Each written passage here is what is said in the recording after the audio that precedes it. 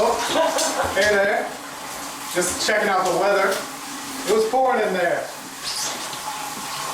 Now I'm about to go interview someone about their opinion on the Wilmot Proviso.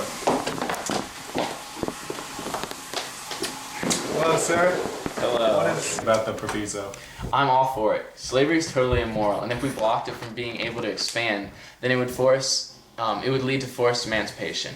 Want to know how? Because these idiot plantation owners ruin their land and would not be able to grow crops anymore, meaning there'd be no need for slaves. Also, all the territory we were collecting land from had no slavery. It had been abolished in these regions. To bring it back would just be a mean thing to do. Also, keep this on the down low, but I'm part of the Free Soil Party, and I really don't want that many slaves to be there because they would, because when they do get free, it would be really annoying to have to compete with them for their jobs. Finally, if the Proviso didn't come into power, then it would limit the South's power in the national government by a lot. On the other hand, if slavery does come into power, these territories would transfer political power into the hands of slave owners. Hello, sir. What is your opinion on the Wilmot Proviso? Well, as a Southern Democrat, I have prepared some notes on what I think. And I believe that the national government, or that the Southern Democrats, are losing power in the national government. If these states are declared as free, I'm very afraid that the North will then use their numbers in government to pass a bill for the total abolishment of slavery everywhere in the U.S. Also, I need more crop land, so it'd be nice to have that territory for disuse. Thank you, sir. You're welcome. I love you. Now let's continue on with the program and take a sports look at the Compromise of 1850. I will start out because the South took a real swing and a miss with this one. This compromise was huge and they really just guffed it. I totally agree. Passions were at the extreme, and when it came down to crunch time, the South just couldn't do it. Let's take a look at the footage, folks. I'm Henry Clay, and this is my original compromise. California be admitted as a free state, no restriction on slavery in New Mexico and Utah. Texas relinquish its claim to land in New Mexico in exchange for federal assumption of Texas's unpaid debts. The fugitive slave law and the slave trade, but not slavery, be abolished in the District of Columbia. Henry Clay just went hard in the paint, as you can see, but the process is still at a standstill because nobody could agree on a compromise. That is until Taylor died of gastroenteritis.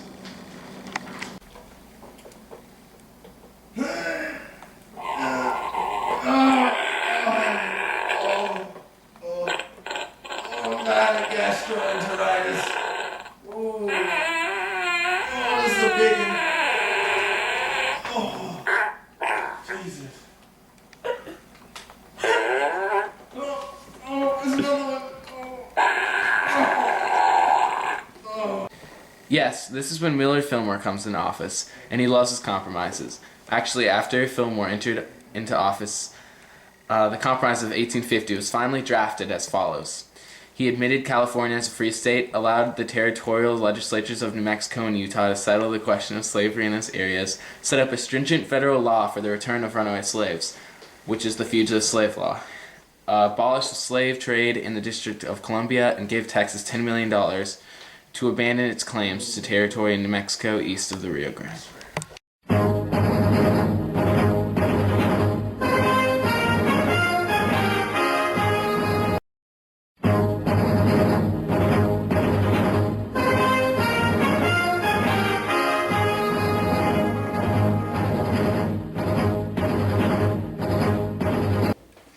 Let's give them a rundown of this election. Okay. There are two major parties battling for head-to-head during this one, the Democratic Party and the Republican Party. Here Tanner will tell us more about the Democratic Party and the divisions that are happening within the party. Well, Tom, the reason the two-party split is because of the debate over slavery. At the first Democratic Convention, which took place in South Carolina Institute Hall in Charleston, South Carolina, the Fire Eaters and the Douglas supporters butted heads. Douglas supporters wanted their platform to be pro-popular sovereignty, while the Fire Eaters wanted their platform to be pro-slavery. They met again in Baltimore in June, and the Northern delegates won the vote for the nomination of Douglas just by a small amount. So after this, the South Carolinians where the fire eaters got very angry and walked out of the convention. That is really interesting. Can you tell us more? The Southern group then called their own convention in Richmond, Virginia, and they nominated J.C. Breckinridge. Finally, another fracture occurred to the Democratic Party votes too. A small group of Whigs nominated John Bell, hoping to straddle the Republican and Democratic parties with a platform that did not have an opinion over slavery and one that favored protecting the Union. Thank you so much for the insight, Tanner. That's why I'm here.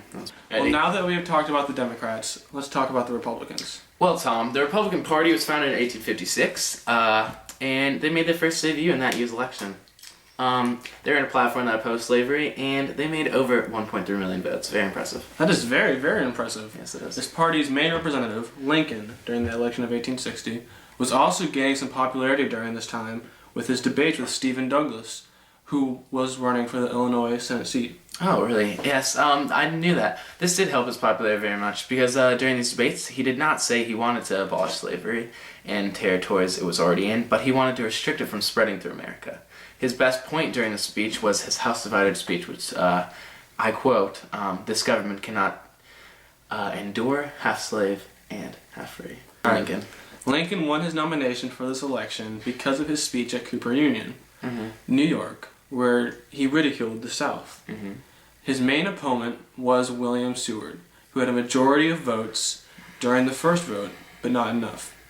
After 2 more votes, Lincoln won the nomination. Wow, that's so interesting. For this election, Lincoln will be running, the election of 1860. Right. He'll be running a platform which bans slavery in new lands. And he's also supporting the homestead law, which gives free land to people that are willing to work on it. Well, Tanner, I don't think I'd be able to place to say this election is dividing our country in two. Tom, that is exactly what it is doing. These two parties are dividing the North and South into 2 separate political parties. This division is heating up. I think we have a news report here from Max from the ballot box. Yes, we do. I think we should cut to that. I'm standing in Washington, D.C., waiting for the results of the election.